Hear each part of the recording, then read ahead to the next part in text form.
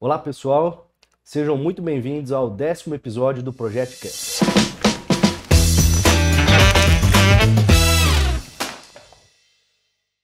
O ProjectCast é um podcast da Associação Projet em comemoração aos nossos 10 anos.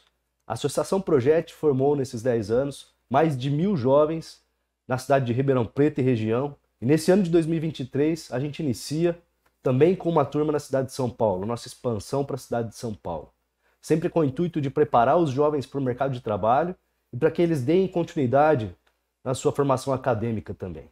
Hoje, para encerrar essa série de 10 episódios, em comemoração em nossa comemoração dos 10 anos, a gente traz uma pessoa super especial, que tem uma simbologia muito importante nessa caminhada, que acreditou desde o início que essa história fosse possível. Senhor Maurílio Biagi Filho, muito obrigado pela presença. Prazer recebê-lo aqui. Prazer meu estar aqui, Jonas. Incrível poder compartilhar esse momento de comemoração, de celebração dos nossos 10 anos com essa entrevista, com essa oportunidade de fazer esse bate-papo aqui. Muito obrigado. Imagine. E acho que a gente deve começar celebrando, né? Eu acho que a gente deve começar fazendo uma homenagem, né? Uma homenagem a você e uma homenagem ao Roberto, que foram as duas pessoas que se conectaram, deu liga, deu faísca e está aqui o projeto comemorando seus 10 primeiros anos. Muito bom, muito obrigado. Esse podcast é comandado por mim e pelo Marcos Desder, que é coordenador da associação. Exclusivamente nessa vez aqui, eu estou aqui conduzindo esse nosso bate-papo sem o Marcos, mas também quero homenagear esse 10º episódio aqui ao Marcos, que tem um papel importante nessa série de 10 anos. Talentos Talentos do nosso pelo projeto. Muito bom. Sr. Maurílio, a ideia nossa aqui, como o senhor sabe, é falar um pouquinho da sua história de vida, né, de como as coisas aconteceram. A gente falar um pouquinho também, aproveitar, resgatar um pouquinho da memória do projeto, lá de 2013, quando a gente começou, quando a gente fez as primeiras conversas com a Malvisa. Queria ouvir um pouquinho do senhor, como que foi, né? Acho que todo mundo olha hoje, né, o cenário, né, nacional conhece o senhor como um empresário de grande sucesso, uma figura muito reconhecida no cenário político, né, no mercado, no meio empresarial, todos os negócios de muito sucesso. Como que foi começar tudo isso? Como foi o início da sua carreira lá, quando o senhor chegou na Santa Elisa? Como é que foi assumir essa posição dentro de um grupo, dentro de uma família que tem uma história muito rica, né? Uma família de sucessões muito acertadas, muito ricas, pessoas que empreenderam lá no seu início de história e aqueles que continuaram, não só com o empreendedorismo, mas também com aquela pujança do negócio em si, né? Como é que foi assumir essa história, esse legado, vamos chamar de legado, como é que foi, né, poder dar continuidade a esse legado da família Biagi? Jonas, eu sempre digo, né, que a única coisa que eu sei é que eu nasci e que eu vou morrer. Né? Esse é o nosso... E todo mundo já nasce contando uma mentirinha, né? É Você vê verdade. que isso é porque você tem um pouco mais de idade. Eu tenho um pouco mais de idade do que está escrito no papel, do que você sabe. Que um dia eu fui concebido, né? E habitei no útero da minha mãe durante 9 meses. Exatamente. Né? E depois ela veio a Ribeirão para dar luz com uma parteira, tal, aqui na Santa Casa. Eu sou um desses 8 bilhões de terráqueos que nós temos aqui, né, que habitam esse nosso planeta. Estamos de passagem, né? por aqui. Um dos 200 milhões de brasileiros que habitam o nosso país, ou um dos 700 mil ribeirão-pretanos que habitam essa nossa cidade. Então, você vê, isso é para dizer da nossa insignificância, né? É verdade. Porque, na verdade, essa é uma coisa que você tem claro para você desde que você começa a raciocinar, desde que você tem uso do juízo, não sei, né? Até o fim da tua carreira, enquanto você não fica gagá, porque todo mundo vai ficar também, né? De uma forma ou de outra. Então, eu comecei de forma muito simples, de forma muito despretensiosa. Minha mãe veio aqui, voltou para a fazenda, nós morávamos na fazenda, e com uma característica que pouca gente hoje pode e é capaz de entender. Quer dizer, aquilo era uma comunidade, ou seja, tinha lá 2.000 pessoas que moravam em casas Sim, da na própria colônia, né? companhia, casas, algumas muito precárias, né? E que trabalhavam, né? Quer dizer, acordavam, trabalhavam, dormiam, levantavam, trabalhavam, sempre na comunidade, sempre ali. Ninguém tinha condição de sair para comprar qualquer coisa Sim, em Sertãozinho, que era a cidade mais próxima, o Pontal, que eram as cidades mais próximas, né? Então ali você tinha que, essa é uma coisa muito importante do começo da minha vida e que me forjou. Por isso que eu conto, porque senão as pessoas não entendem como é que você pode se forjar. É diferente de exatamente. você, porque dizem, né, que até os 10 anos, dizem até que até os 6 anos é a parte. E até aí eu não perdi nada. Eu convivi com uma realidade Dentro com da gente colônia, simples, dentro da colônia, com essas pessoas. E nós tínhamos todas as condições, nós morávamos numa casa boa, meu pai construiu uma casa para casar, construiu em 1940, uma casa para casar, casou, foi para lá.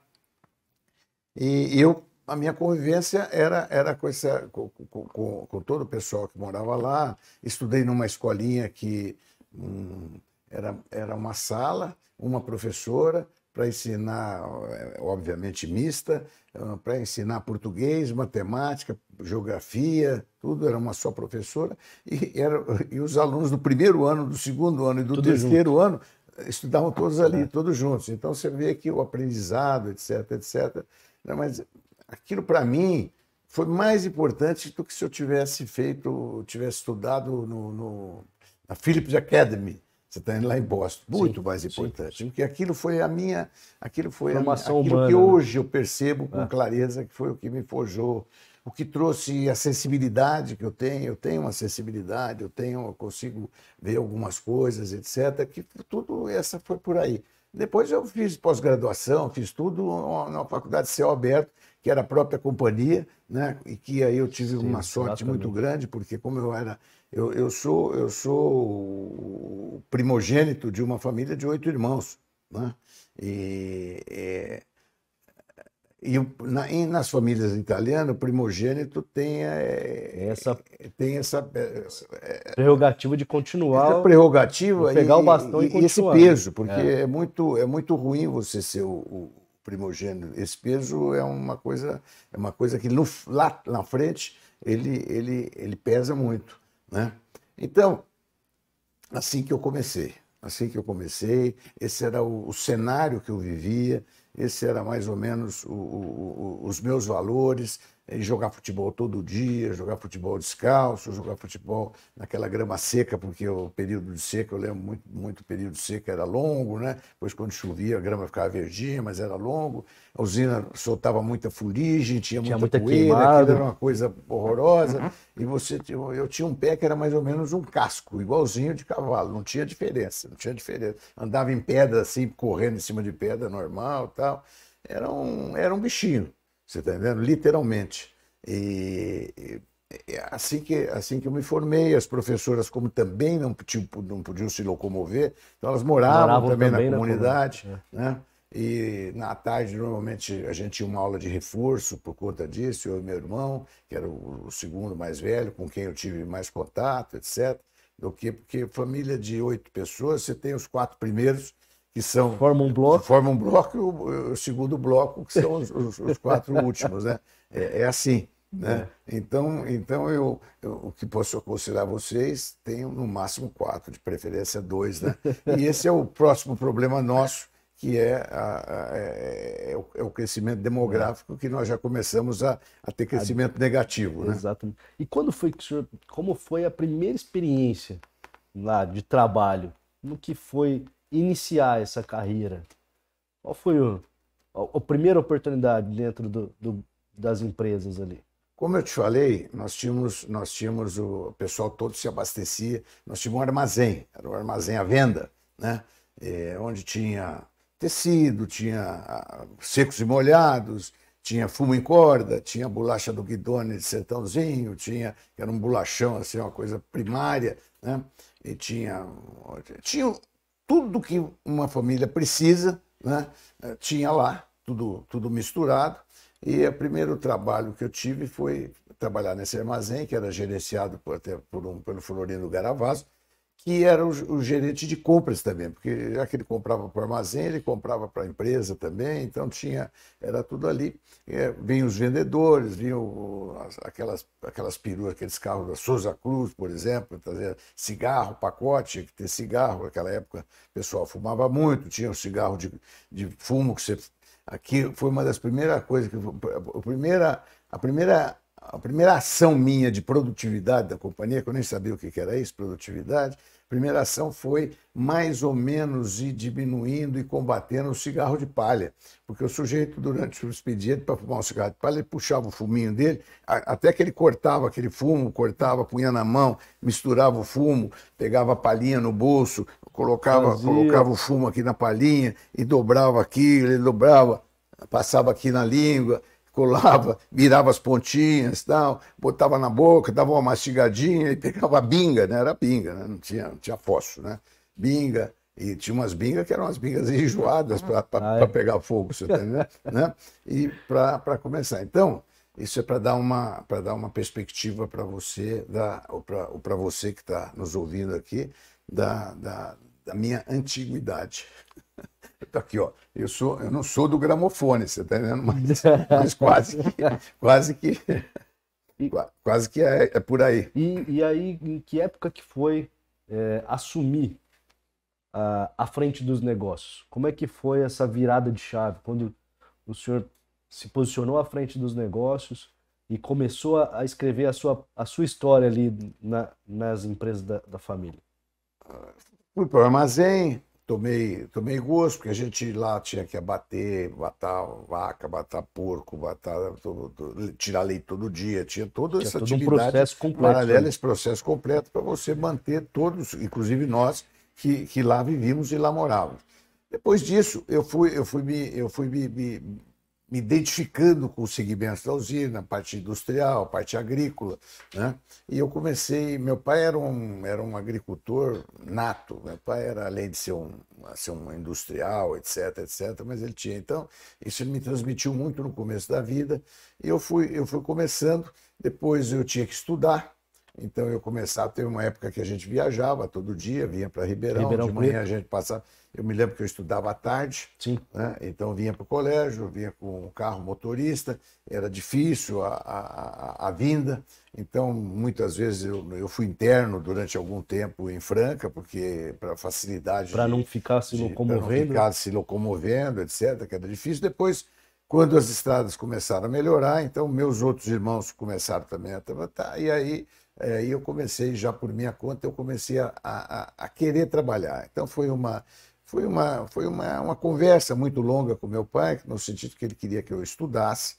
Teve uma época que todos os meus primos, meu irmão, todo mundo foi para São Paulo, todo mundo foi estudar, como era usos e costumes da época, você está entendendo?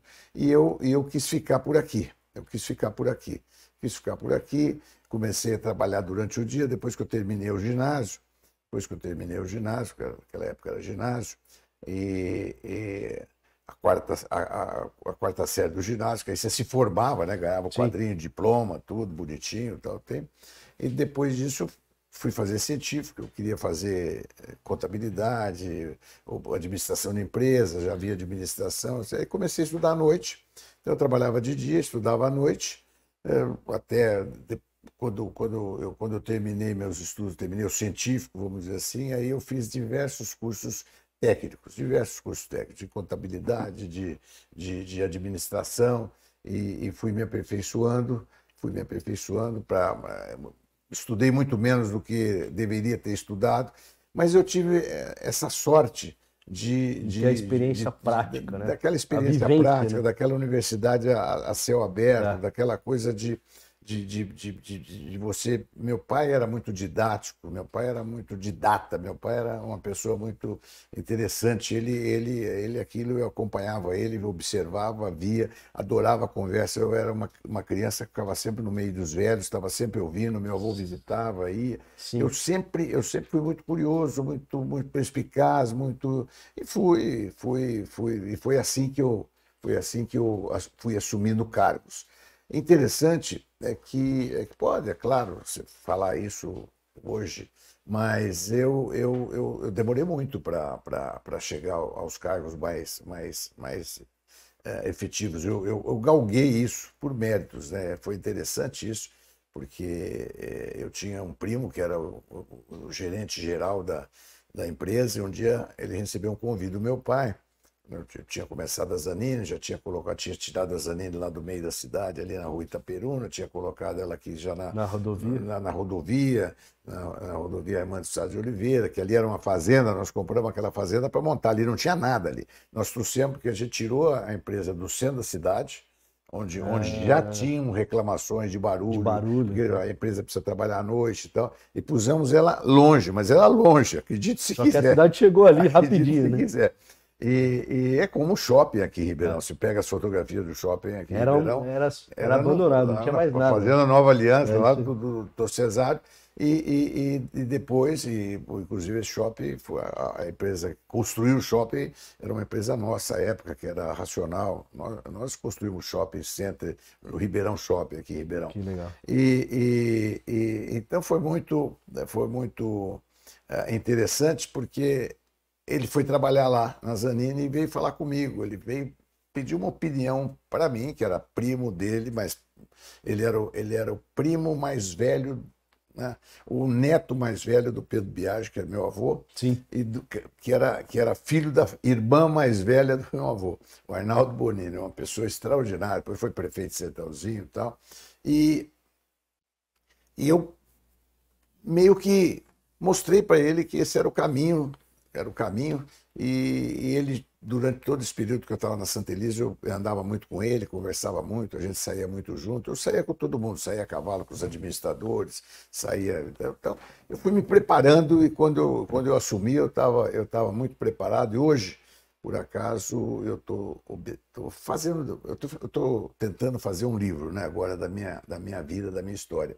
E eu tenho ouvido muito dessas pessoas que trabalham, eu não, a pessoa que está escrevendo, ouvido muito dessas histórias, e é muito interessante que você descobre coisas a seu respeito que você não sabia, porque eram coisas que as pessoas contam, e não é porque as pessoas estão escrevendo, não é por causa disso, mas eu fico impressionado de ver a minha cuidade, como é que eu era sutil, como é que eu conseguia fazer as coisas. Tem passagens da minha vida que eu não saberia explicar aqui como é que eu consegui contornar, como é que eu consegui fazer, como é que eu consegui. E você que é um ex-Price, o Maurício, a Ana, todas essas pessoas que trabalharam, que nos assistiram muito nessa Nessa época, época. né? Muito. Algumas coisas vocês conheceram, algumas coisas vocês viram, algumas coisas vocês ajudaram, né? Muitas coisas vocês ajudaram. Então é muito gostoso hoje aqui estar conversando com você e estar aqui, porque passam diversos filmes quando você está fazendo uma conversa como essa. É muito cruel, porque passam uns 10 filmes de uma vez só na tua cabeça. Então, você Mas está falando de um filme, entra outro, você está entendendo? Mas sabe que o senhor falou uma coisa muito interessante, né? Que a gente conversa muito sobre isso com os jovens, fazendo uma conexão da sua história com alguns valores da associação que a gente acredita. O senhor falou assim, poxa, foi um tempo grande entre o meu início de carreira e até assumir, né, um posto, uma posição ali executiva, né, uma posição mais relevante dentro das empresas, né? E a gente, o senhor afirmou, né, trabalho duro, vivência, né, experiência prática, compromisso com aquele negócio, e a gente sempre recebe esse tipo de indagação, né? do tempo de carreira, que o jovem espera hoje, né? Hoje o jovem ele vê muito o sucesso através das mídias sociais, o sucesso através de uma notícia, o sucesso através de um post lá no Instagram, e ele, de repente, ele acha que aquilo é instantâneo, né? E existem histórias de sucesso instantâneo, mas a maioria não, a maioria foi construída com trabalho duro, com dedicação, com preparação, né? As preparações que você fez ao longo da vida para assumir qualquer coisa diferente.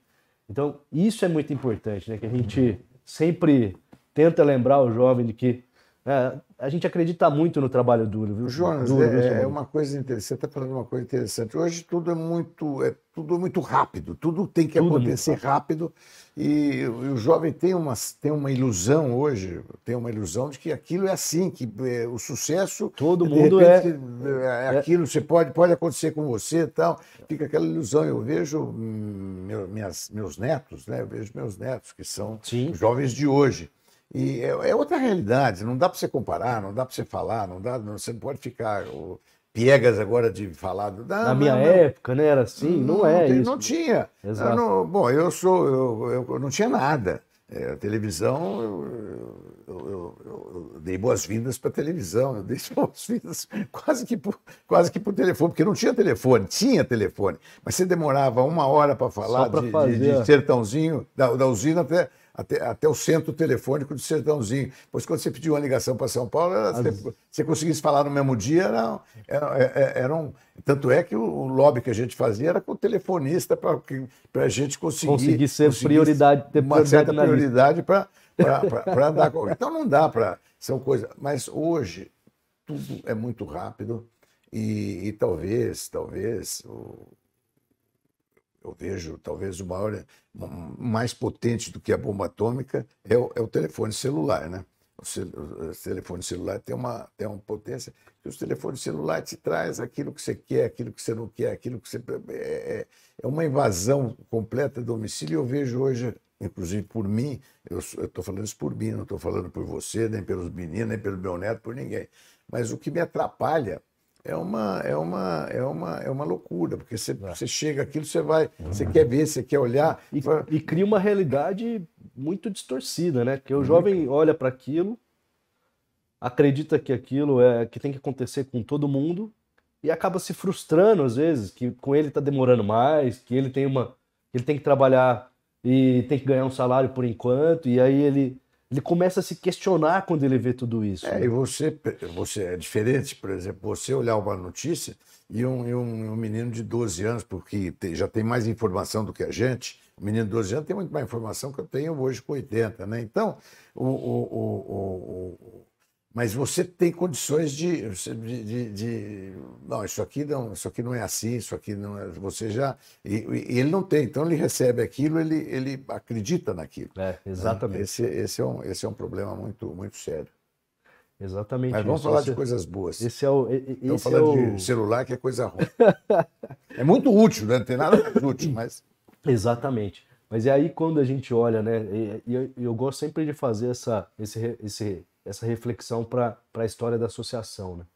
Esse ano a gente faz 10 anos, passou por aqui mais de 1.000 jovens, então a gente tem muito orgulho de falar que tivemos mais de 1.000 jovens formados pela Associação Projet, que, né, puderam ter oportunidades diferentes no mercado de trabalho, que puderam enxergar uma outra possibilidade de continuar a vida acadêmica, que realmente teve a vida transformada não só dele, mas também da família, etc. E tal. E a gente, quando a gente volta lá em 2013, o início dessa história toda, um início muito difícil também, um início que a gente teve que construir, né, alianças. A primeira aliança, à época eu trabalhava na PwC, a primeira aliança foi com a Malbisa, né, o Betinho, o Roberto, o seu filho. Quando a gente apresentou para ele, ele falou, poxa, isso é muito legal. Ele sempre se entusiasmou desde o início. E aí a gente começa ali a escrever a história do que depois se transforma em Projet. Em 2014, a gente dá o nome de Projet e segue até hoje. Então, fazer as pessoas acreditarem nisso, né? Fazer as pessoas acreditarem nessa jornada é algo muito, muito difícil, né? Muito para nós, né? Uma energia que a gente acredita, que a gente faz isso aqui crescer. Melhor história. Eu vou te contar a minha história com o projeto, que acho que ilustra um pouco tudo isso que você está falando. Quando você e o Roberto, eu nem sabia que era você viu, eu achava que era o Maurício, porque depois veio o Maurício, deu uma contribuição muito importante Muito nisso tudo e importante. tal, né? Mas essa criação sua e do Beto, que quando o Beto falou comigo sobre isso, eu falei, Beto, perfeito, a Malvisa vai apoiar tal, mas porque nós somos muito proativos e que a gente gosta de apoiar as coisas, gosta de ver o que a gente acredita, mas eu não tinha ideia. E começou. Eu fui conhecendo o projeto aos pouquinhos. Eu, pessoa física, Maurício Biagi Filho. Então, de vez em quando eu ia lá, vi uma parte de um sábado de aula, depois outro dia. Quando eu entendi e quando terminou a primeira turma, a segunda turma, quando começaram a gente verificar os talentos, quando eu comecei a encontrar aqui, em algum lugar que eu ia, num banco, eu lembro que eu fui uma vez num banco, estava lá perdido, chegou alguém e falou, o senhor não é fulano, o senhor... Ah, não, eu estudei lá no projeto. Então, eu fui vendo como isso consegue dar uma perspectiva para o jovem, consegue mostrar para o jovem, consegue, de forma real, pessoas reais, pessoas que você pode pegar e apertar e falar, poxa, existe, está aqui e tal. Eu fui vendo isso, eu fiquei hoje, eu sou um admirador do projeto. E eu sempre gosto de dizer uma coisa, sem medo nenhum de errar. Se a gente conseguisse fazer todo jovem do Brasil passar por um ano de projeto, né, uma coisa hipotética total, nós mudaríamos a realidade brasileira em muito pouco tempo, porque o jovem brasileiro ele vem fora da realidade. Até porque 60% dos livros didáticos não contém propriedade, até porque tudo que é dito do agro, por exemplo, que é hoje o carro-chefe da economia brasileira, tem 60% do que é dito do agro é negativo e contra o agro, mostrando a impropriedade, até porque o jovem não estuda os valores, o jovem não estuda quem são os valores brasileiros, só estuda... eu tenho mandado uma sequência agora de trabalhos, por exemplo, Santos Dumont, quem foi Santos Dumont? O Santos Dumont foi meio... Todo herói brasileiro, ele de uma forma ou de outra, ele é desqualificado num momento por causa de é inacreditável o que acontece no Brasil. Então, nós não temos valores, nós não temos... E o projeto ele começou a ver valores, começou a ver realidades que... Ele começou, os meninos começaram, e é isso que eu vejo. Então você vê tanta gente que saiu do projeto, tanta gente que eu lembro, por exemplo, da Gabi, quando ela foi trabalhar na Price. Sim. Então, sim. Outras pessoas, a outra foi trabalhar na Malvisa. São pessoas com talento enorme, pessoas que não teriam tido essa oportunidade. Todas as empresas hoje, você vê a Ouro Fino já tem uma pesquisa porque, veja bem, qual é a minha referência? Hoje tem lá o Kleber, né, que tem uma história linda. Uma história muito mas quando eu conheci os dois fundadores, sim, lá na Lagoinha, quando a primeira vez que eu conheci e que eu conversei com os dois, né, ainda com aquela coisa simples que tinham lá, eu falei, esses caras vão explodir, porque é gente que veio lá do comecinho, foi fazendo, cresceu e de repente tinha aquela ideia exata da realidade. Né? E você vê que projeta pessoas como o Kleber, como tantos que tem lá, e você vê que hoje o projeto tem uma referência, porque por ser uma empresa grande, de mais de 1.000 funcionários, etc., então é uma empresa que desperta é assim Isso é muito legal, né? A gente a gente acredita muito que levar o jovem para dentro de organizações como a Ouro Fino, por exemplo. Hoje nós temos uma sala, né, um projeto rodando dentro da Ouro Fino, com alunos frequentando todos os sábados a estrutura da Ouro Fino.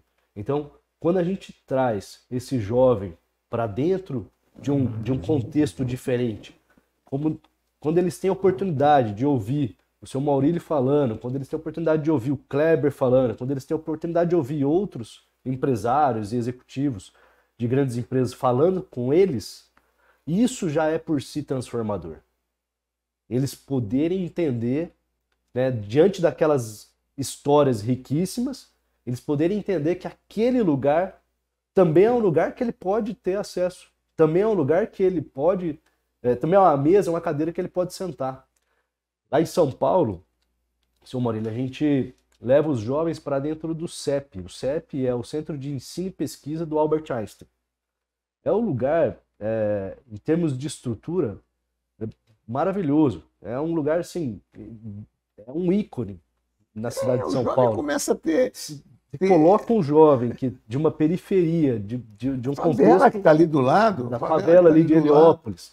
Você coloca um jovem de uma condição dessa, tão vulnerável, para dentro de um contexto icônico na história de uma cidade como São Paulo. Você imagina que isso já impacta, né?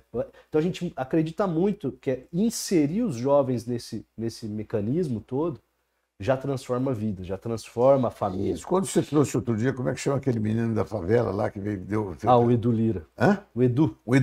O Edu, que eu tive com ele, Sim. sobrevoei aqui com ele para ele ver o que tem, o que vai... Quando você traz uma pessoa daquela aqui e faz uma gravação aqui no projeto, quer dizer, são as oportunidades de trazer esses talentos, essas pessoas que se sobressaíram nesse meio. Exatamente. Ao alcance desses meninos, ao alcance de eles verem qual é o caminho. Você vê o sucesso do Edu Lira, você vê que coisa maravilhosa, e que conteúdo tem o Edu Lira, né?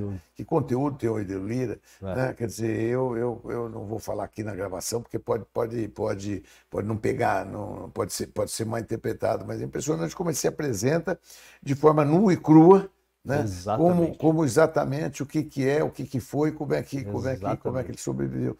Então, nós temos uma realidade que precisa ser, não é um assistencialismo, né? Quer dizer, não é dar o peixe. É dar a ferramenta. É dar a ferramenta. Isso é o mais importante. E é isso. Então, por isso que eu tenho esse entusiasmo com o projeto, por isso que eu tenho essa...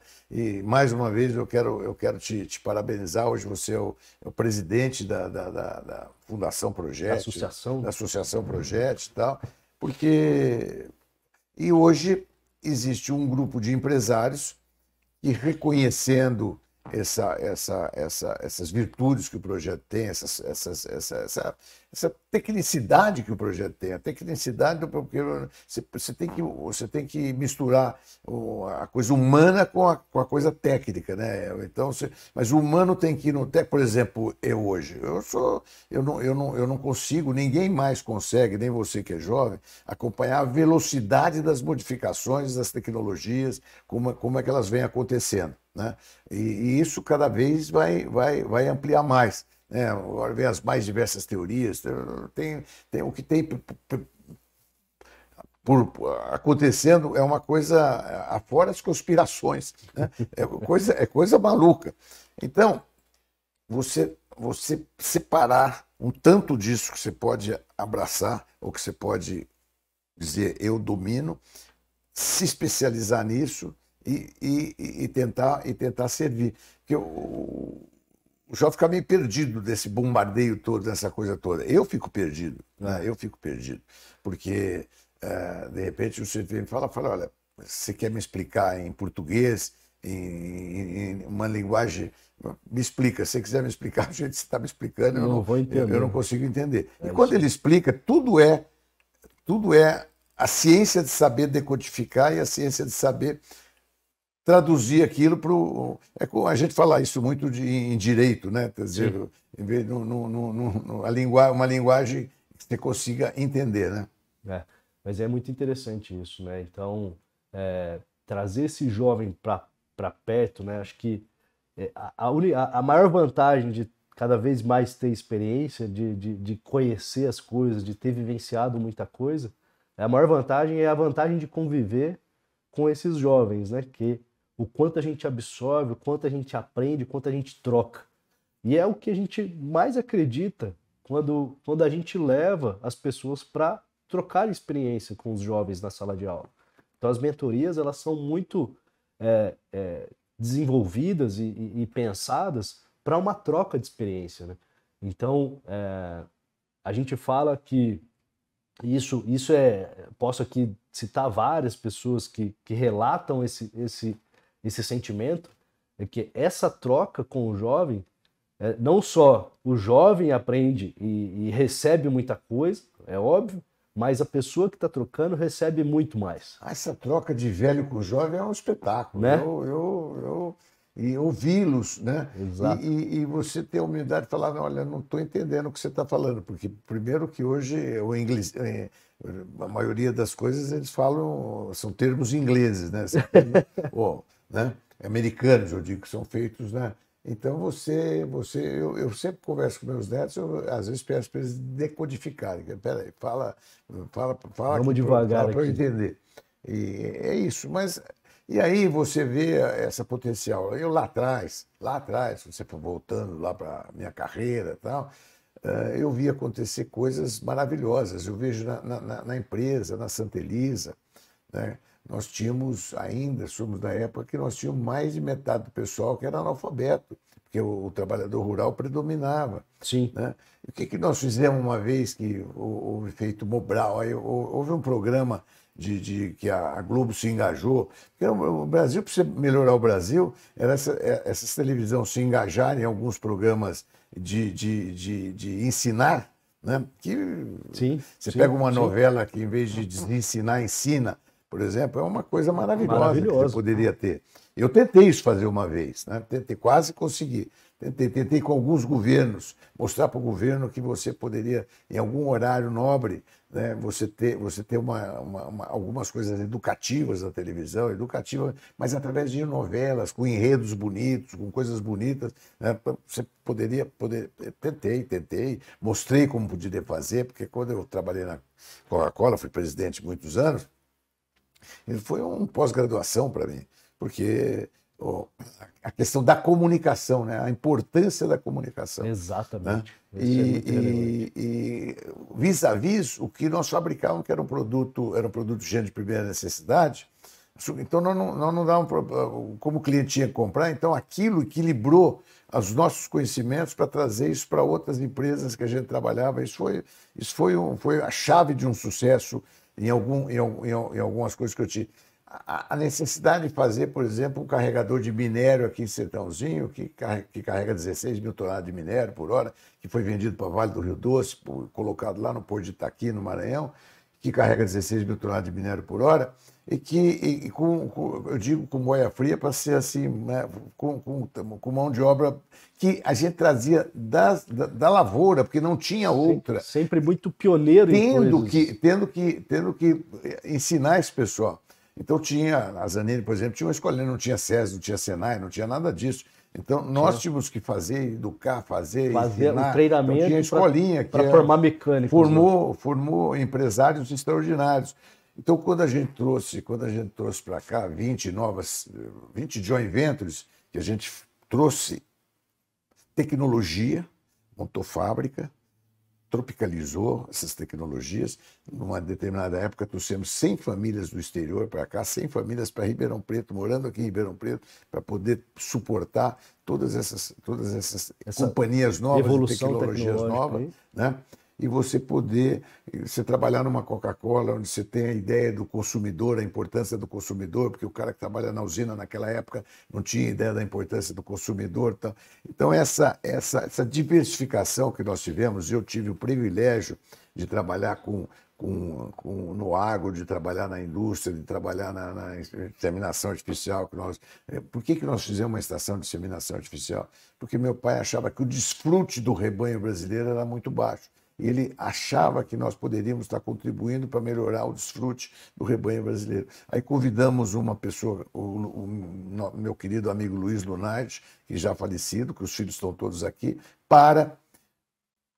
fazia essa prática, mas era uma coisa pequena, para trazer isso em larga escala. Sempre associando, sempre fazendo. Então precisava esse pioneirismo, né, seu Maurílio, ele é familiar, né? Se a gente buscar a história, referência lá do seu Natale, que é o bisavô que chega da Itália no Brasil, ele foi muito pioneiro ali de comprar fazenda, fazer a primeira olaria, depois vem, né, todos os outros negócios. Esse pioneirismo, esse olhar um pouco, né, diferente do que poderia ser o próximo passo, a preocupação com tecnologia, mas sempre com uma preocupação de formar, né? A Zanini nasceu numa Formar gente. formar gente. A Zanini nasceu numa necessidade de formação de pessoas. Uma necessidade de reparo de equipamentos que precisavam mandar para Piracicaba. A estrada era toda de terra, às vezes o caminhão demorava 2 dias para chegar lá, porque tinha que subir essa subida de Santa Rita aqui, não tinha o Washington Luiz sobre Santa Rita, que era de terra. Então, a necessidade, primeiro nós convidamos a Dedini para vir para fazer uma filial aqui. Aí, como a Dedini não veio e tal, meu pai convidou um amigo dele que prestava serviço para Santa Elisa, o Héctor Zanini, que era um gênio, né? E fizeram todo aquele negócio. A Coca-Cola foi a mesma coisa. Chegou aqui alguém, meu pai, 14 sócios aqui, uma italianada aqui de Ribeirão, e vamos fazer. Começaram a fazer depois. Tudo isso, todo começo é um começo difícil. Todas as empresas dão um prejuízo no começo. Então você precisava ser capitalizado para poder suportar a empresa até ela gerar. Então precisa ter essa resiliência também para poder ter. O sucesso não vem assim de repente, não é que você começa, você monta um negócio, você precisa ter um pouco de capital de giro, que é outro problema de hoje, que é o imediatismo. Monta e já quer. E já está esperando o retorno no dia seguinte. Então precisa. Sempre um processo, depende muito do ramo estou falando de indústria, não estou falando de comércio, não estou falando, né, estou falando de indústria. Então é muito interessante você analisar isso à luz da sua realidade hoje, né? Então eu fico vendo como é que as coisas aconteceram e é uma maravilha o jovem hoje ouvir alguém que tem credibilidade, alguém que... Outro dia eu lembro quando a Luísa Trajano veio fazer uma palestra para os meninos, né? Há pouco tempo me convidaram para ir lá, eu não falei nada, porque estava lá a Bel da Revide, fez uma palestra maravilhosa. Estava um outro menino que tem uma loja de vinho aqui e que foi jogador de futebol. Tal. Uma história maravilhosa, né? Então, você desfrutar dessas experiências, e essa oportunidade é dada para esses meninos do projeto de uma forma maravilhosa, e a gente acaba aprendendo muito. Eu tenho certeza que eu sei que vai lá fazer. A gente é muito transformado, né? Todos os dias. E com eles também, com né? Com eles. E esse pioneirismo sempre à frente dos negócios, eu acho que vem muito ao encontro do que o jovem também ele busca, né? Acho que esse ambiente atual de querer fazer um negócio dar certo, de querer fazer um negócio que vai, né, trazer um resultado no dia seguinte, o jovem sempre está buscando, né, de alguma forma, a inovação, ou descobrir uma coisa nova, ou achar um caminho diferente, ou fazer uma coisa que ninguém trouxe.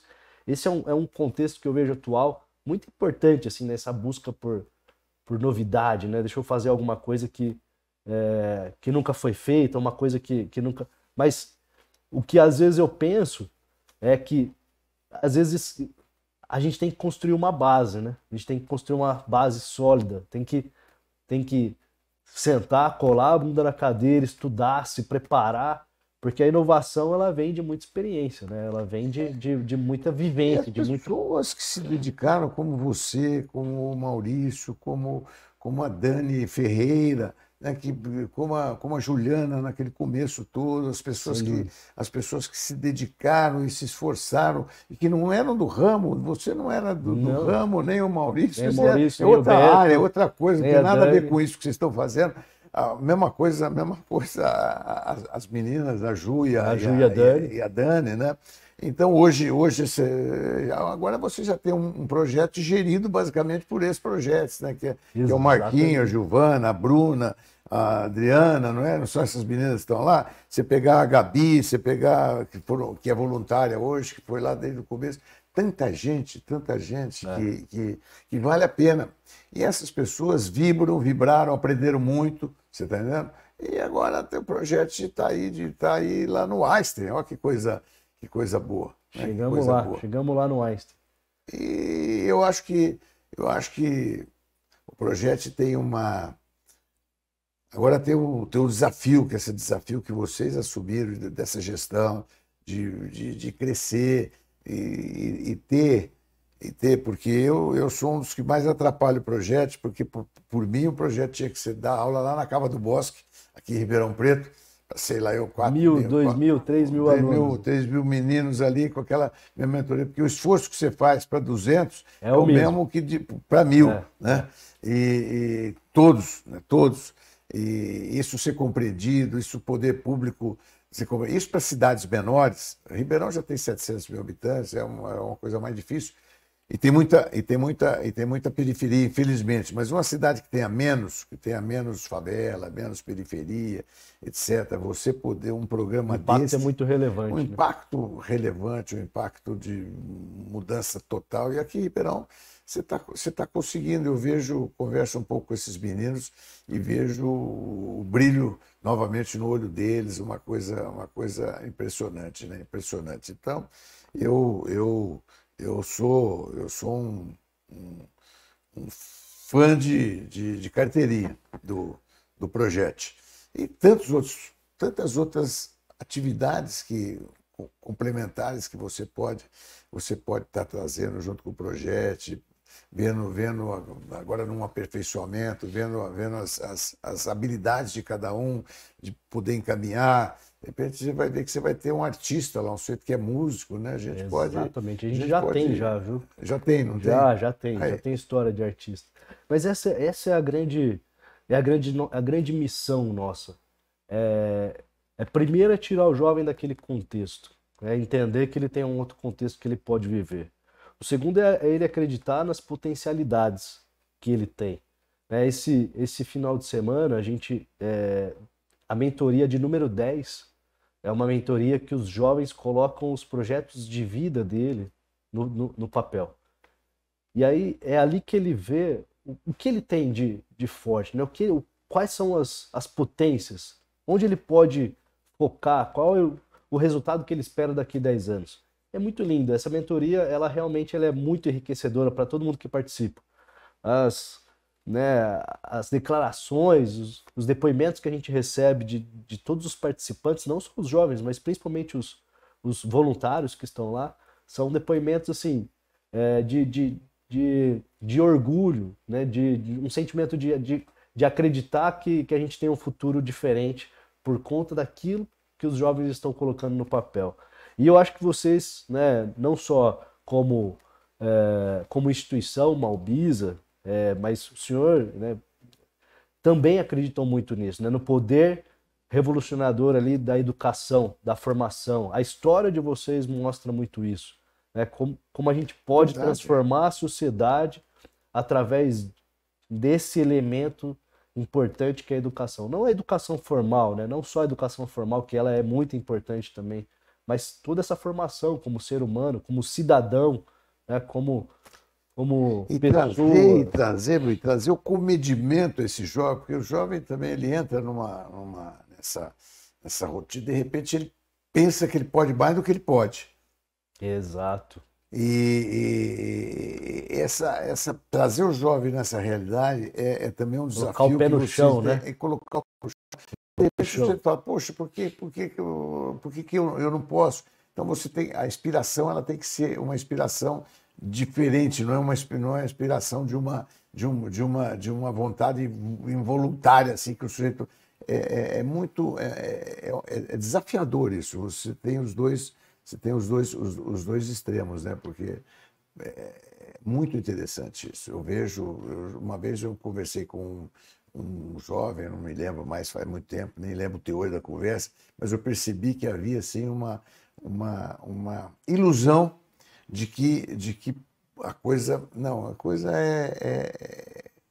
é galgada, né? Passo a passo, né?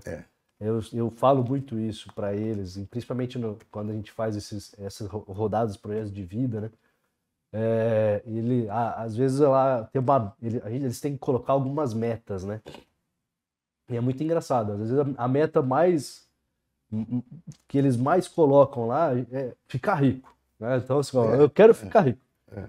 Então tá, eu também quero, então vamos junto chegar lá. Qual que é o primeiro passo?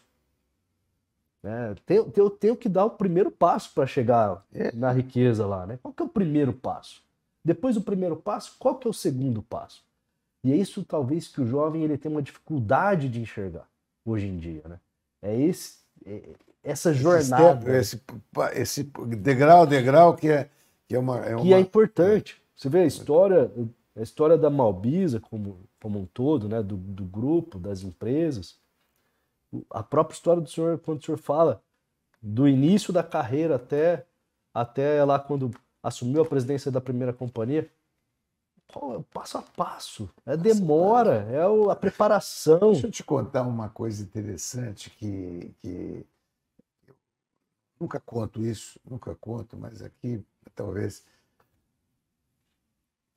Quando comecei a trabalhar muito cedo e depois, logo, ainda também muito cedo, eu me tornei já um funcionário remunerado, depois um gerente remunerado, depois um diretor remunerado, né?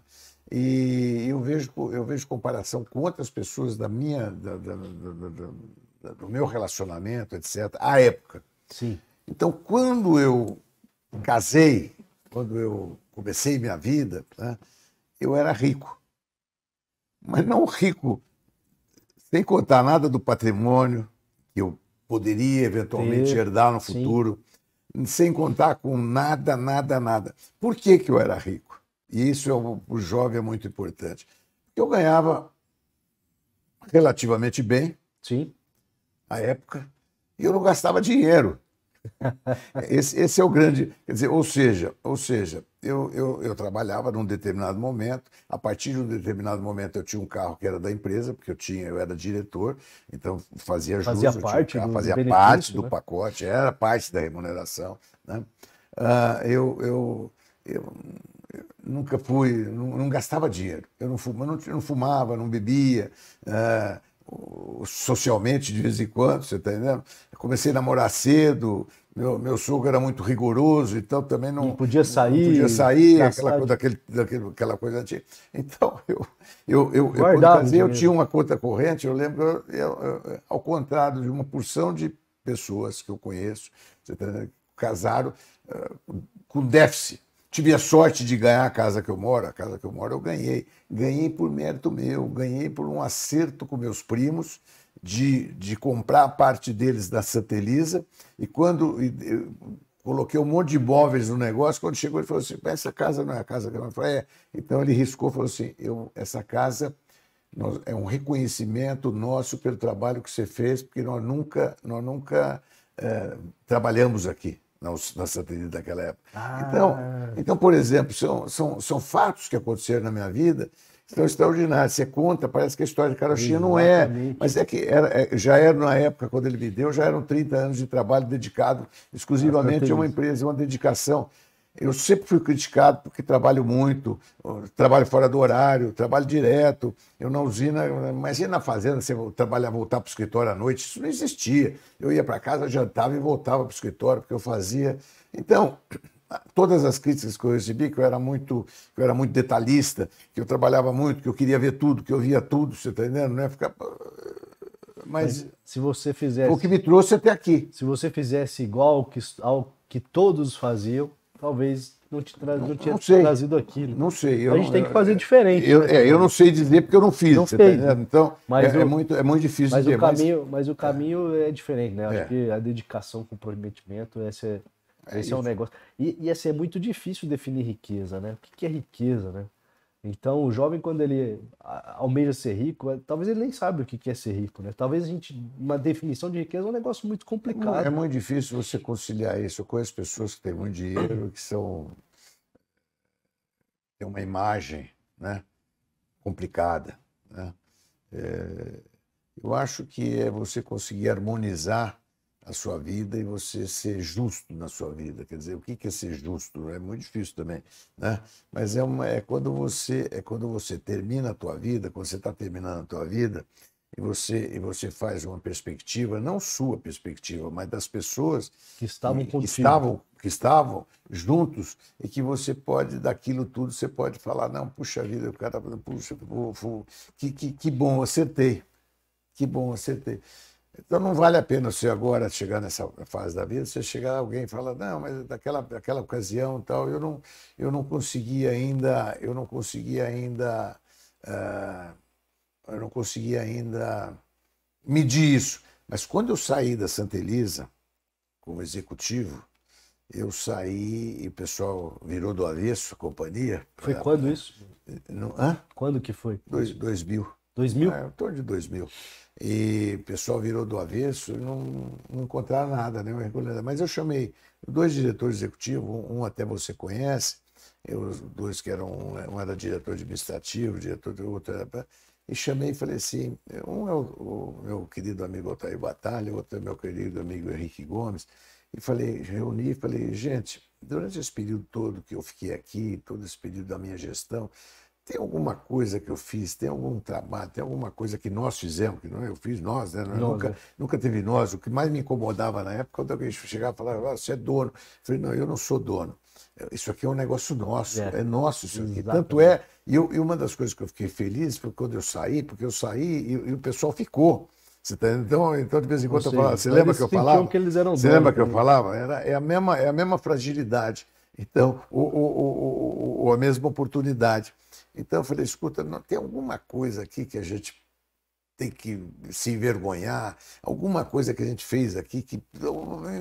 Porque eu tinha pensado, eu fiquei uma semana matutando comigo mesmo para fazendo um balanço interno. E aí eu não achei. E aí mas é normal eu não achar. Sim. Aí eles falaram comigo, eu perguntei, fiz uma reunião com eles falaram, não, não tem nada.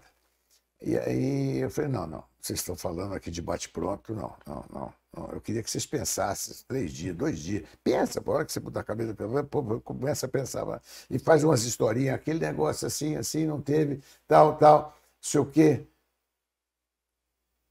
E eles não conseguiram achar nada. E aí, quando eu comecei a trabalhar, eu era rico. Quando eu saí da companhia, eu era pobre. Você acredita num negócio desse? Quando eu saí, eu era pobre. Em 2000. Por quê? Isso, por quê? Porque eu tinha tudo na companhia, eu não tinha nada fora, não tinha nada. Aí, o que eu herdei é que aí é outra coisa. Tá? Então você vê o desbalanço. Quando eu faço essas contas, eu comigo mesmo, você está entendendo? Eu fico muito animado.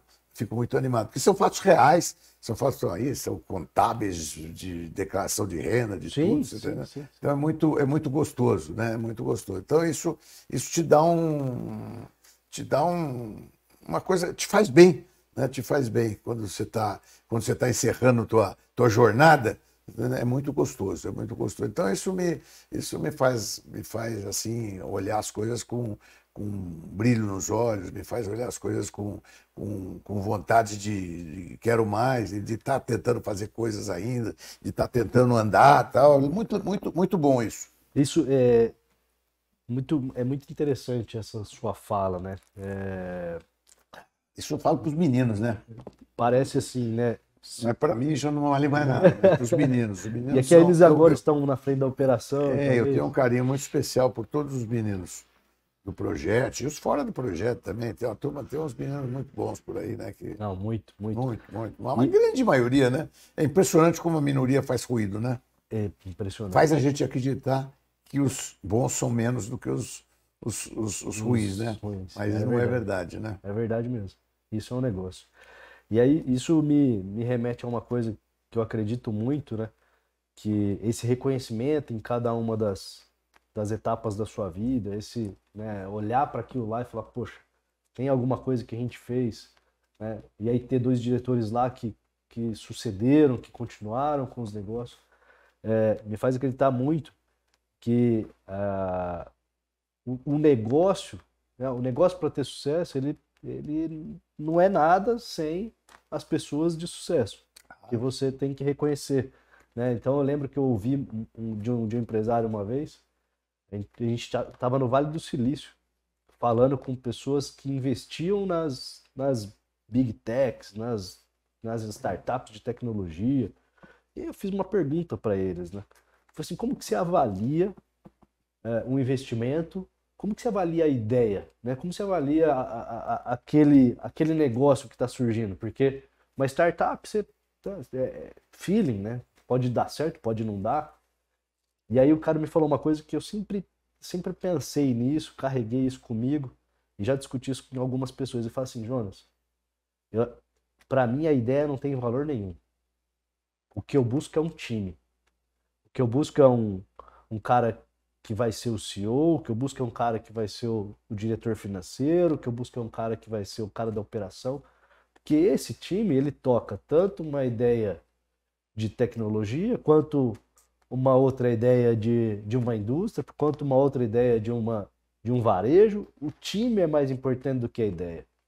Como presidente da empresa, das empresas, né, que o senhor já exerceu, qual foi o olhar mais importante para fazer esses negócios darem certo? O que o senhor acha que fez diferença nessa liderança aí que você teve em diversos negócios? O que o senhor lembra assim, de mais importante nessa análise que você fez nesse balanço que você fez da sua trajetória? Você estava falando, eu estava viajando aqui, eu estava pensando em outra coisa, porque quando você faz uma fala como essa que nós estamos fazendo, é uma fala pesada, porque ela mexe com você, né? Ela mexe. Eu estou falando coisas muito íntimas, Íntimas, né? Coisa que normalmente você não fala num podcast, você não fala em lugar nenhum, né? Você não vai. Mas eu sempre fui muito intuitivo na minha vida inteira. Eu sempre via um lado diferente das coisas, né? Eu sempre via uma possibilidade, eu acreditava, né? Eu sempre tive assim a pretensão, isso é pretensão, de conhecer, de olhar para uma pessoa, de conhecer, de entrevistar, de vir. Isso acontecia muito comigo, as pessoas vinham falar comigo às vezes, da usina, e antes dele vir falar comigo, eu falava com ele, falava, você veio ver? Eu não tinha ideia, eu sabia o que o cara fazia, como é que era a vida dele, e eu falava, mas como é que o senhor sabe? Né? Eu falei, não sei. Não sei. Só sei. Eu brinquei com você aqui, porque era isso mesmo que você veio falar, tal, não sei o quê. E muitas vezes eu tinha uma percepção de quando o sujeito vinha pedir demissão, eu tinha uma percepção, o sujeito vinha, eu falava, que pena, rapaz, você vai sair muito. Eu tinha isso, você está entendendo? Né? E nos negócios eu sempre analisei os negócios e sempre ouvi.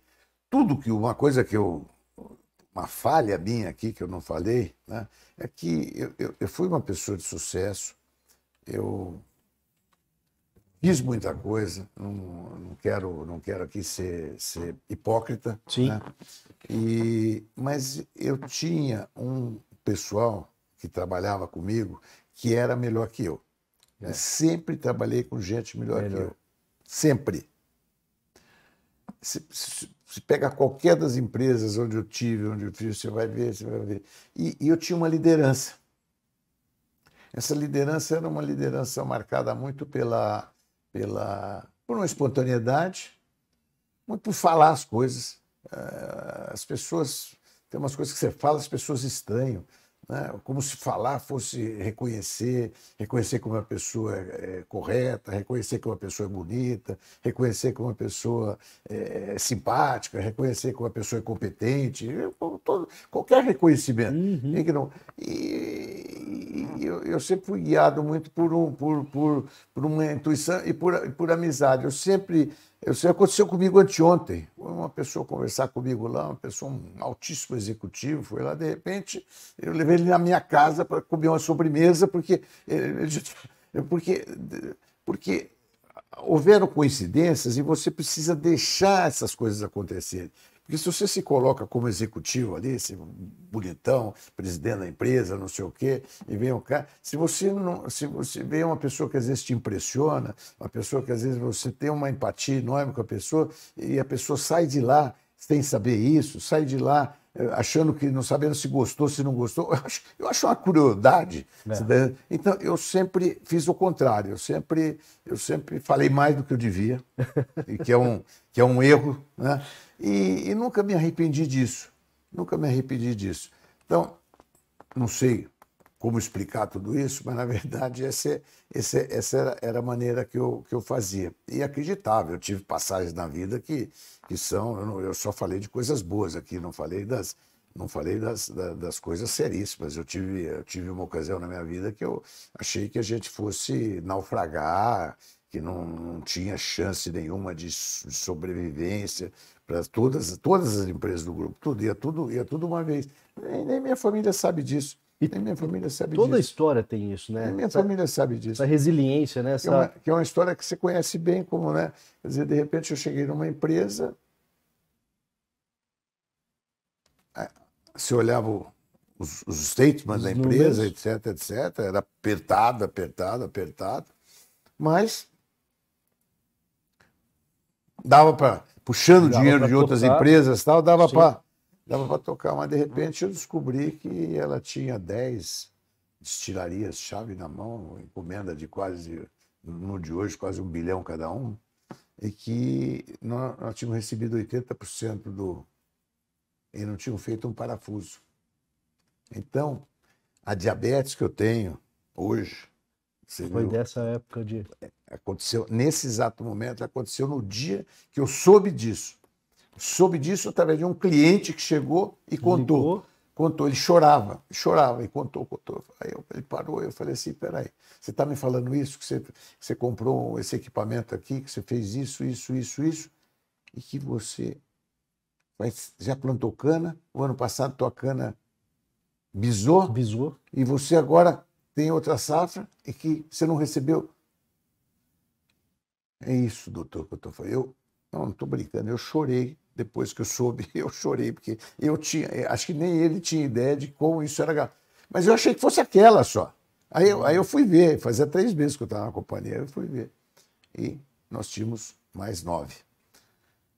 Aí eu achei que não tinha saída, E aí a empresa não dava recuperação judicial, dava falência fraudulenta. E foi nessa época que eu não sei como é que minha mulher não separou, não sei como é que meus filhos aguentaram, não sei como é que tudo isso aconteceu. Então, é uma coisa dura que aconteceu. Não tinha essa comunicação. Se fosse hoje, eu não teria conseguido, mas é tudo mais devagar. 10 anos, nós conseguimos entregar tudo, para a infelicidade das empresas que tiveram que aportar recursos, a Teresa, a Coca-Cola, até empresas que não eram a gente não tinha maioria ligadas, a gente conseguiu, etc. E uma coisa bonita. Depois, sabe, o vice-presidente do Banco do Brasil me ligar um dia, porque isso tudo era financiado pelo Banco do Brasil com um dinheiro de repasse do Banco Mundial. Olha se isso é conversa para ter uma conversa do projeto, você está entendendo?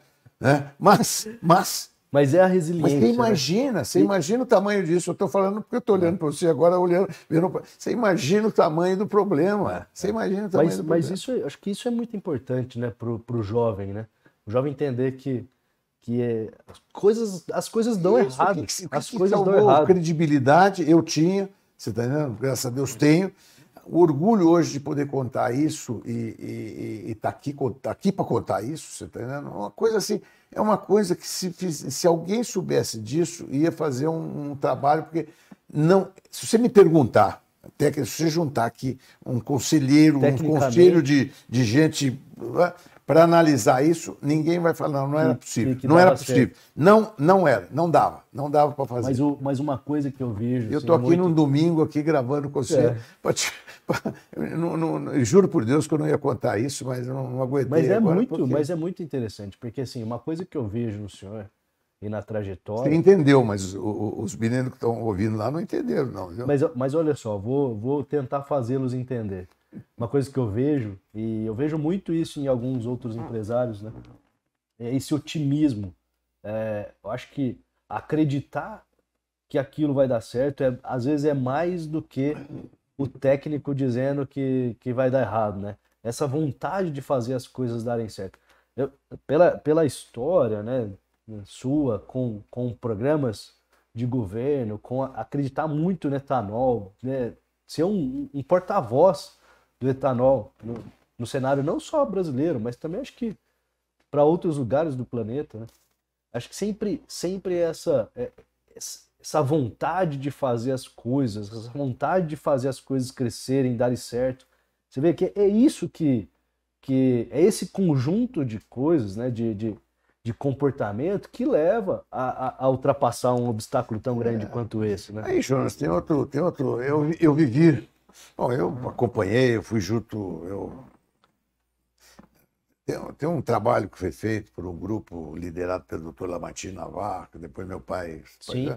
que chama Fotossíntese como fonte energética. Lamartine é da região lá de Teodoro Sampaio. Teodoro Sampaio, exatamente. Ele montou a primeira destilaria autônoma no Brasil, A foi DASA. ele quem fez. Alcídia, né? Alcídia, exatamente Alcídia. E nós fizemos as 3 primeiras anexas aqui. Foi a Santa Elisa, a Vale e a Usina da Pedra, que era do tio Baldir, meus primos, Sim, né? sim. Mas na época foram as 3 primeiras aqui, a Vale do Rosário, Santa Elisa e a Pedra. Então, nós levamos para o presidente toda mais semana fotossíntese como fonte energética e transformou no Proálcool. E essa semana jantou lá em casa o Maílson da Nóbrega, que era funcionário do Banco do Brasil, depois foi ministro da Fazenda, e é o cara que é o sujeito extraordinário. Eu estive recapitulando com ele, é uma opção de coisa muito interessante. E eu vivi na época de um Brasil para frente, o Brasil que dava certo, orgulho de produzir um combustível verde e amarelo, a gente só tinha o petróleo, o Brasil naquela época só tinha 20% de petróleo, o resto era tudo importado. Então, começando a fazer, cada usina que montava, cada destilaria era um poço de petróleo, que aquilo era feito. O Brasil, olha, rapaz, todo mundo puxando para um lado só. Foi um tempo maravilhoso que eu vivi da minha vida. Eu contei o tempo mais tenebroso que eu passei, agora estou contando o melhor que eu passei. Então, eu não tinha nada com isso. Foi na época do Proálcool. Foi na época do Proálcool. Foi de 75 a 90, vai. Sim, sim. Né? E foi um espetáculo. Você fez 300 novas destilarias nesse Brasil afora, 300 postos de petróleo aqui, que é onde você tira álcool. Aquilo onde cidades que estavam morrendo montavam uma destilaria lá, e a cidade ressuscitava, como Valparaíso aqui, por exemplo, a destilaria Valparaíso. Olha, é uma coisa assim maravilhosa, desenvolvimento na veia. Onde você vai, você aumenta a venda da sorveteria, onde você monta uma usina, você aumenta tudo, a borracharia, tudo.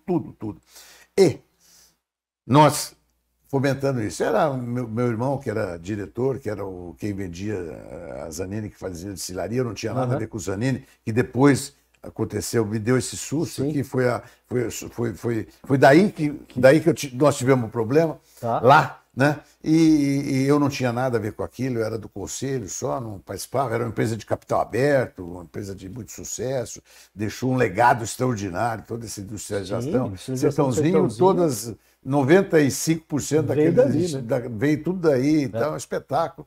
Trouxemos todas aquelas tecnologias que você sabe, cravinhos, aquelas 2 fábricas que tinham lá, então foi um espetáculo. Mas era uma época, o que eu quero dizer, era uma época de Brasil que estava certo, pujante. Se aquele Brasil continuasse mais 20 anos do jeito que estava aqui, nós seríamos outro país. Aquilo me mostrou que o Brasil pode ser um país diferente, é só a gente alinhar os desejos. Essas questões políticas atrapalham totalmente, essas questões de ideologia, essas questões de tudo mais. E o Brasil tem uma condição extraordinária. Daí que o senhor traz esse entusiasmo. Esse meu entusiasmo vem daí, desse país que é um povo excepcional, que é um pessoal... O Brasil que naquela época, hoje não, hoje mas naquela época tudo que a pessoa queria era estar trabalhando. tudo que a pessoa queria não estar desempregada. Tudo, tudo, tudo, tudo. E aí você conseguiu desenvolver, crescer, fazer um país que chegou a ser um país muito, muito importante, né? Nós já fomos muito maior do que nós somos hoje. Maior, eu estou dizendo, de distribuição de renda, de tudo, sem dúvida, de tudo, sem de dúvida, tudo, de sem tudo. dúvida. Agora, para isso você precisa a pacificação. A pacificação é indispensável no nosso país hoje, né? Temos que. Com certeza. Isso é muito legal, né? Acho que esse entusiasmo do empresário, esse entusiasmo como pessoa, Meu né? pai tinha uma plaquinha que ele tinha, aliás, o único defeito da placa é que ele estava fumando, tem a foto dele, ele fumando, né? E que mais ou menos dizia que, o, pessoas prontas não existem, né? E isso inspira o projeto, isso inspira tudo. Exato. Pessoas prontas não existem. Você tem que se preocupar em formar pessoas. Que o empresário que pensa que vai encontrar gente pronta fracassará, né? Isso nós tínhamos na empresa pregado em todas as paredes, em todas as empresas que meu pai tinha qualquer participação, tinha isso. Eu tenho lá na Malbisa pregadinho atrás da minha mesa, e essa era uma placa para trazer aqui, mas depois eu vou pedir para você inserir nesse negócio nosso aqui. Porque isso, se a gente traduzir para os nossos jovens, se aplica completamente. Essa plaquinha, eu vou pedir, eu quero que você peça para a Dani para filmar essa plaquinha para você inserir, porque, na verdade, isso é que nos inspirou a vida inteira, você está entendendo? Era na Santa Elisa. Você anda aqui, se você vai aqui na secretária do prefeito, você vai para cá, você vai para lá. Gente que trabalhou conosco, nós formamos essa geração que está trabalhando aqui, quase que foi formada pela gente. Que gostoso. Na Santa Elisa, eram os guardinhas que eram chamados, você está entendendo? Lá nós tínhamos uma escola muito boa, nós pagávamos estudo de todos os trabalhadores, todos. Ônibus para Ribeirão, ônibus para Sertãozinho, ônibus para não sei aonde. E, numa época que nós tínhamos 60% de analfabeto, veio esse programa, você vê como a televisão pode fazer coisa, um programa de alfabetização que a Globo fez nos anos sei lá quando, e que nós compramos televisão e botamos televisão em todos os lugares, todas as colônias, todo lugar, fazia uma barraca lá para ter à noite, todo funcionário ia lá para ser alfabetizado. Conseguimos alfabetizar 100% das pessoas, você não acredita no negócio desses que sobraram, nós pegamos uma unha assim, alfabetizamos. E tá aqui, alfabetizamos. Então, é uma coisa maravilhosa, Agora, depois disso veio a escolinha Zanini, e depois disso, os meninos que estudavam de manhã, tudo morava lá, estudava de manhã, trabalhava à tarde. Os meninos que trabalhavam à tarde estudavam de manhã. Agora a CI fez essa semana aqui, acabou de fazer do menor aprendiz, etc. Que é um crime o país penalizar o trabalho menor, tem que ser regulamentado e como se diz, e estimulado. Organizado. Então, se você pegar esses guardinhas da Santa Elisa, eles estão por todo lado aqui, eu encontro para todo lado. Eu fui guardinha. Você não acredita o que isso é importante, o que é bom, até porque eles moravam na comunidade e tal, é diferente você ter uma empresa aqui, mas no fundo dá para você desestimular, não pode, quer dizer, o trabalho é uma coisa sagrada. Olha só que é melhor trabalhar do que rezar. Ouvir essa história me remete a uma coisa que está sendo discutida atualmente, né? Está sendo discutida outra vez. Se a gente pensar que o ESG, né? Que o ESG voltou à tona e faz parte do dia a dia das grandes empresas. Hoje o cara tem que fazer uma demonstração de onde ele está aplicando o dinheiro dele no meio ambiente, no social, em governança. Então, se a gente pensar que o ESG hoje é uma das maiores bandeiras das grandes empresas, de novo, né, o pioneirismo da família, o pioneirismo da história. vocês faziam isso de uma Mas maneira, o SG de uma maneira natural, da orgânica. vida inteira. Environment, então, E aí- se você for, Santa Elisa estava anos-luz na frente. Environment, se você for, quando nós fizemos a usina nova, não tinha nenhuma obrigação de meio ambiente. Você vai lá, nós temos uma torre de resfriamento, o circuito fechado de água. Tem um decantador para tirar toda a terra da água, lavagem de cana, Sim. retornar para a lavoura. É circuito totalmente fechado. E hoje o sistema circular está fechado integralmente. E quando começou a trazer o bagaço para queimar na caldeira e fazer energia para consumir na usina e para vender externamente, O presidente Lula foi lá inaugurar a primeira termoelétrica. Foi uma revolução. Nós fizemos o primeiro trade de energia do país. Nós produzimos energia lá em Sertãozinho para vender para uma fábrica qualquer em São Paulo, transportada pelas linhas, né, da CPFL, e depois lá na frente era uma outra companhia. Sim. Tudo isso feito na época do Wilson, presidente da CPFL, que agora até outro dia era presidente da Eletrobras e tal. Então, cara, tudo isso foi feito, tudo. Eu conto muito essa história de... Eu fiquei um ano fora do país em 2017, fui fazer um MBA na França, e aí a gente começou a discutir algumas coisas de economia circular e ESG lá, e eu conto muito a história das usinas, contei muito a história das usinas para o pessoal de lá, né, da revolução que a gente fez com as termoelétricas, quando a gente trouxe o bagaço de cana, que era um problema para a usina. Às vezes a usina pagava para tirar de lá de dentro. Isso. E transformou num produto. Queimar o bagaço e transformar em energia. Um produto. Depois nós começamos a trazer palha de cana. Porque quando nós fizemos outro progresso extraordinário e deixamos de queimar cana, que lá atrás, quando eu comecei a trabalhar, não queimava cana. Toda a cana era cortada crua, ou seja, sem queima. Né? Depois a queima foi um progresso que houve. E aí nós começamos a achar que aquela temperatura matava os micro-organismos. Aí nós fizemos um estudo e mostrou que não, porque o fogo é rápido demais. Ele passa 3 segundos, aquela temperatura alta, tal, não matava. Aí depois veio o negócio que, por causa de CO2, aí tá perfeito, aí sim, aí então parou de queimar, não queima. Aí a palha de cana passou a ser um estorvo. Sim. Aí então você pode queimar a palha de cana, além ela formar um colchão que protege o solo de umidade, inibe crescimento de mato, etc, etc. E a cana, não sei por que é um mato também, que ela sobe no meio da palha. Dali, né? Então, o Brasil tem todas as soluções. Né?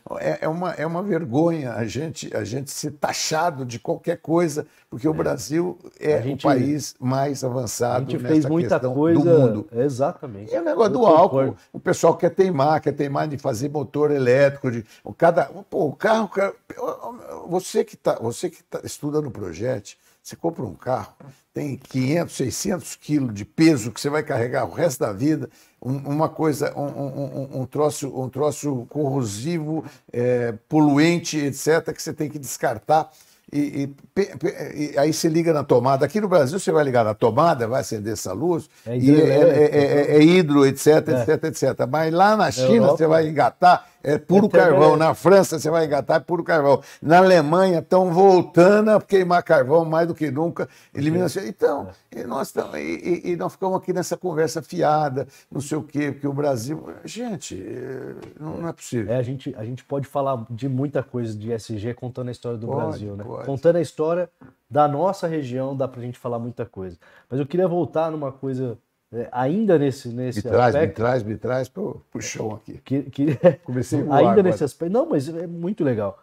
Que é a função, né, que vocês exerceram na formação das pessoas. Né? Isso custa dinheiro. Isso custou dinheiro para todo o grupo. Né? Formar essas pessoas, trazê-los para Ribeirão. E é isso que a gente... e hoje, por que eu tô falando isso?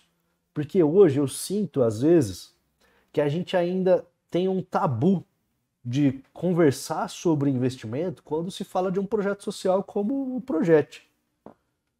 Né? Poxa, quando a gente vai falar de projeto, quando a gente vai explicar de projeto, isso tem custo, isso para manter de pé tem custo. E eu sinto que ainda é um tabu para as empresas investirem nisso, investirem dinheiro nisso.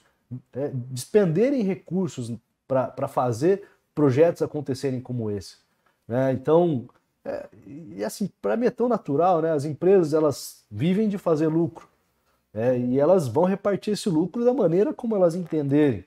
E uma parte desse lucro pode ser repartida para financiar projetos como esse, para financiar projetos voltados Eu diria para você que nenhuma empresa pode fazer, ela pode fazer uma coisa igual ao projeto. Melhor que o projeto ela não consegue fazer, e ela aplicar no projeto é uma aplicação nobre, porque a empresa, eu hoje não tenho dúvida, né, que você tem muita coisa, tem muito projeto super especial, tem muito projeto tão bom quanto, mas melhor não tem. Não tem. Você pode ter tão bom quanto, porque o projeto tem um aspecto. O sujeito, para entender o projeto, ele precisa entender algumas especificidades, né? Porque o projeto é de uma simplicidade completa, são só voluntários. Todos voluntários, hoje não sei mais, mas tem lá, sei lá, 50 voluntários no são projeto. muitos voluntários. Muita gente. Por ano a gente tem mais de 200. Pessoas que se encantam, como nós estamos aqui, nós dois aqui, um domingo aqui, que nós estamos conversando em prol do projeto, né? Em prol do projeto, do nosso entusiasmo com o projeto, do nosso amor com o projeto, porque não é só entusiasmo, é mais do que entusiasmo. A gente tem um amor. E você tem um amor por alguma coisa, é muito difícil por uma coisa. Você tem um amor por uma mulher, você tem um amor por não sei quem, você tem um amor por um santo qualquer, você tem. Mas amor por uma coisa que chama projeto, né? É difícil. Mas o projeto conseguiu isso. As pessoas que estão no projeto hoje têm um amor. Exatamente. Eu vejo as pessoas que são voluntárias, etc. O carinho que tem, eu vejo por mim, né? Então, eu não tenho, eu como empresário, eu não tenho. Eu quero citar um empresário que aconteceu comigo. Deve ter acontecido outros, mas naquela época, daquele teatro, lá do Coque, ali, onde a gente fazia, lá daquele auditório do Coque, estava tendo lá, e nós convidamos o Dorival Balbino para vocês convidaram. A história dele. Para ir lá, trajetórias de vida. Ele e a Silvia e tal. E eu cheguei lá tarde e fiquei lá atrás, fiquei olhando e vi o Dorival lá na frente. Falei, poxa, eu preciso dar um abraço no Dorival. E acabou a aula, vamos chamar assim, né? O espetáculo, no fim era aquele depoimento de todo mundo, aqueles grupos de trabalho e tal. E eu desci lá para dar um abraço no Dorival. O Dorival nem me cumprimentou. Ele falou, como é que faz para entrar nisso? Como é que faz para entrar nisso? Você vê que é um cara que teve a percepção naquele momento. Ele teve uma percepção imediata. Ele pediu. Né? Então, eu acredito muito nessas percepções como o Dorival teve, ele e a Silvia, até hoje, né? Eles estão lá. São muito presentes. Né? Então, essa nós dois temos. E Maria teve os 2 filhos que estudaram lá. Maria está aqui comigo, veio fazendo companhia para mim hoje, que eu estou velho já para ficar andando sozinho, né? Então, isso 46 anos que ela está lá em casa. Isso não é um amor também? É um amor. Então, é um reconhecimento. Isso é uma coisa que é uma 46 ou 47, eu sempre exagero um pouco, 48, né? Não sei, mas é 48, né? Você sabe por que a Maria... Isso tem tudo a ver com o projeto. Você sabe por que a Maria entrou lá em casa? Ela entrou lá em casa para tomar conta do Betinho. Olha só. Quando o Betinho nasceu. Quando ele nasceu. E o pai dela mentiu a idade dela para ela poder entrar, trabalhar. Porque ela era mais mocinha ainda, você está entendendo? Então, você quer encerrar uma parada como essa, que é uma entusiasta do projeto, que é uma pessoa que os 2 filhos passaram por lá, etc. É isso que a gente acredita. A gente acredita muito na transformação das pessoas. E é isso que a gente faz na associação. Mas está acontecendo, está transformando. O projeto tem os resultados concretos, os resultados medidos, os resultados... Porque você não mede resultado por nota, não mede resultado. Você pode medir, é uma forma. Tem muitas, você pode medir o líquido, você mede aqui, tem 1 litro, tem 20 mililitros e tal. Você pode medir as coisas, mas você mede as coisas na prática. O que aquilo resultou na prática? Como você falou da minha passagem por aqui e tal, então tem uma coisa prática. Tivemos resultados práticos, né? E o Progette, ele tem resultados práticos. Você vai ver os casos, olha um fulano, ciclano, beltrano. São vários então, casos. Poderíamos agora, são muitos casos, mas é muito cartaz para o Marquinhos, mas vamos dizer que é um protótipo de uma história de sucesso do projeto, um executivo que está no projeto hoje e tal.